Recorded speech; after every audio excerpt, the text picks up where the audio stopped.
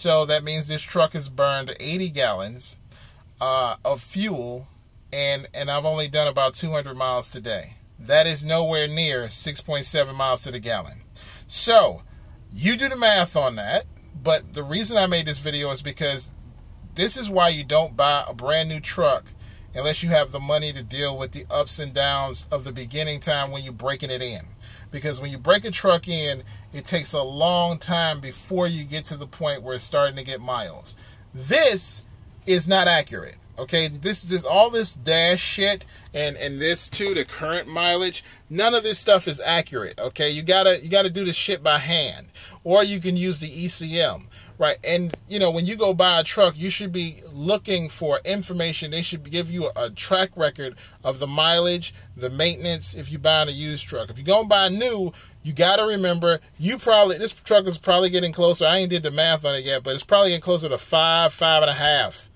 Okay, if it's getting that crappy mileage, the company that we, you know, my company that owns this truck, if they're paying a note of $2,000 a month, they're losing money. Okay, that's, you know, that's a lot of money to wait. Now, probably when this gets to 100,000 miles, this will be 8.5 miles to the gallon. I'm not saying it won't break in and get better mileage. I'm just saying it doesn't start off right away that way. Okay, so if you go somewhere and you want to lease a truck or you want to buy a truck, consider the older truck. Consider the truck with a track record that you can actually check out.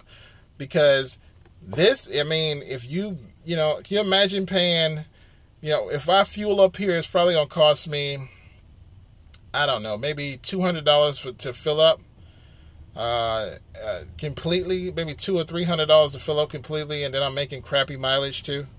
Plus I got a $2,000 a month truck note, and that's crazy, you know. So consider, I'm just using this as saying, consider an older truck.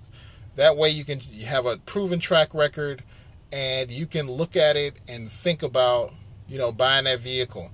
But buying a truck brand new is not always the best idea if you can't suffer through these at least year and a half of not so great mileage. Anyway, guys, truckdriver101.com. Hopefully that helps some people out there. I'm just saying, consider an older truck, because I would rather, if I was out there owning a truck, I would rather pay a $200 a week or $300 a week truck note than a $600 a week truck note or $500 a week truck note, especially when you're not making 7 miles to the gallon. Talk to you later.